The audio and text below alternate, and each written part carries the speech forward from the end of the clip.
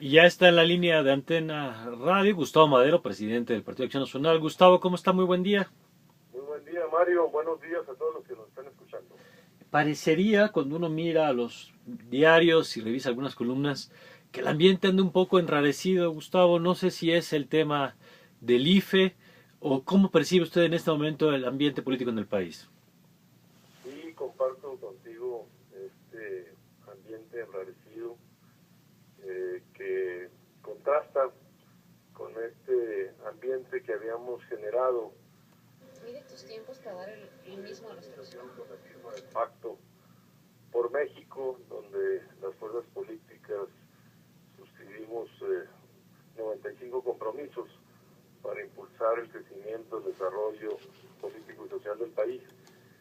Y en el paralelo hemos visto algunas actuaciones que alteran el, el, el orden democrático de nuestro país, ¿Cómo como cuáles, estas Gustavo? decisiones.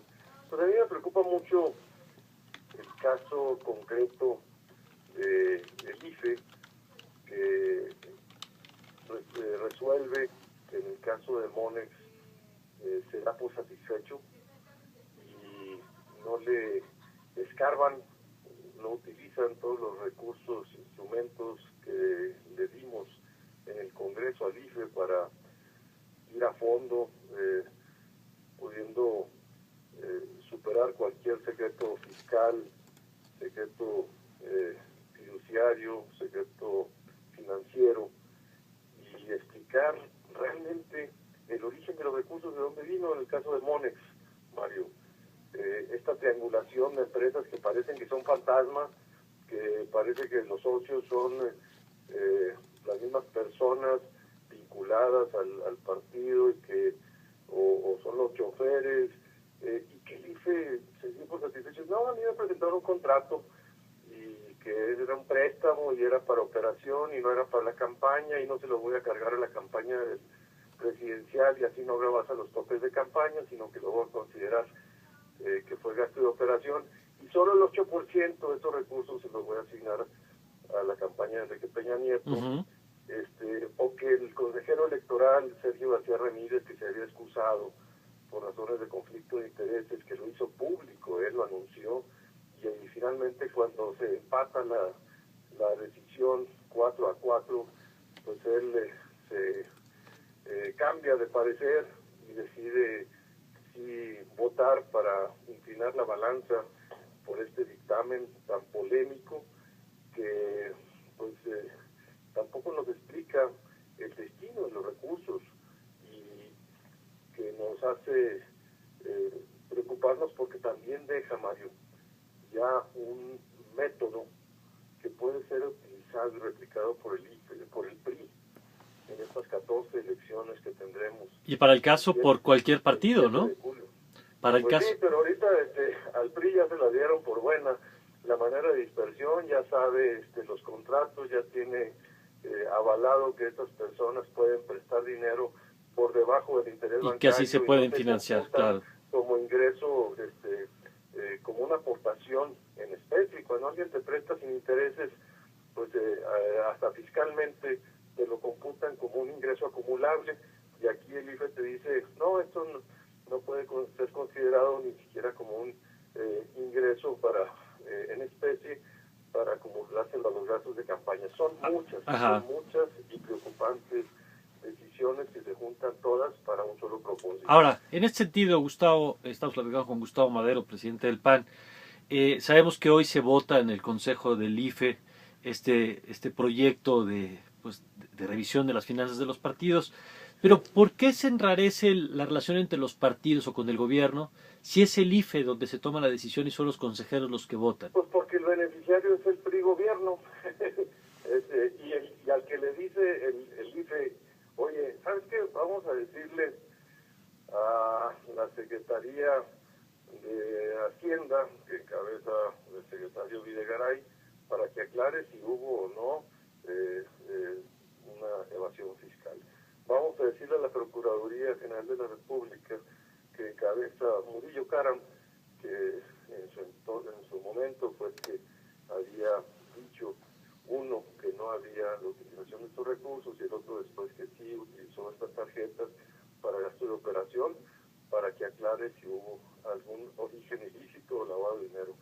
Y para que vaya también con al SAT para ver que se explique precisamente el destino de estos recursos. Es muy preocupante que el IFE no haya hecho la tarea cuando tenía todas las facultades. ¿Qué pasa si hoy en el Consejo General del IFE se aprueba en los términos en los que está propuesto? Ya lo platicaremos más tarde con Gustavo Madero y con César Camacho, pero desde la perspectiva del PAN, si hoy se aprueba esto, ¿qué seguiría y cómo podría afectar la relación del diálogo del Partido Acción Nacional con el gobierno federal y con el PRI? Son dos cosas, Mario. Primero, nosotros estamos pidiéndole, yo le pedí ayer a la bancada de los diputados del PAN que presentara hoy un punto de acuerdo para que convoque, invite a los consejeros electorales, a la Cámara de Diputados, a que los invite a comparecer para que expliquen su voto y que puedan argumentar a detalle, justificar y debatir estos argumentos, por un lado. Por otro lado, vamos a impugnar, vamos a ir al Tribunal Electoral del Poder Judicial de la Federación para que revise esta decisión. Y con lo que tiene que ver con el gobierno, nosotros estaremos manteniendo una posición muy de denuncia, de vigilancia, para que no se utilicen esquemas del pasado que ya habíamos superado. En estos 12 años de los gobiernos del PAN se tuvo libertades y derechos que hemos alcanzado los mexicanos y que no estamos dispuestos a dejarlos que se pierdan. Estaremos muy vigilantes y atentos, pendientes para que esto no suceda. Lo que tiene que ver con el pacto, Mario, si me lo preguntas, ¿Sí? te digo que no debe ser utilizado como rehén para chantajear la relación, porque el pacto es una agenda buena para la gente. Y no vamos a hacer lo que hizo el PRI, que le dictó reformas que eran buenas para la gente, precisamente por un interés partidista o por una agenda partidista. Es decir, que la protesta, además para ver si le estoy entendiendo bien, Gustavo, sí, la protesta del PAN y que llevará a diferentes instancias, va a ser fuerte, va a ser muy enérgica, pero no condiciona, digamos, la discusión no de las... estamos poniendo al pacto de por medio. Es una agenda distinta. Aquí, al contrario, la agenda del pacto es una agenda para seguirle atando las manos a este tipo de decisiones irregulares, antidemocráticas. Cuando el pacto se apruebe en los 95 compromisos, tendremos un México, mejor terreno electoral, más equilibrado, donde los rebases de pechos de campaña sean nulidad de elección y que todos los partidos vigilen para que esto no suceda, y tendremos un mejor sistema político. El pacto, al contrario, ayudará para que esto ya no se vuelva a presentar. Finalmente, Gustavo, de los temas que dio a conocer el IFE en la fiscalización, llamó la atención el tema de que el gasto de la campaña de Josefina Vázquez Mota quedara muy por debajo del tope. Y esto ha sido interpretado por algunos como pues una señal de que no se le metió todo el combustible que se podía a esa campaña.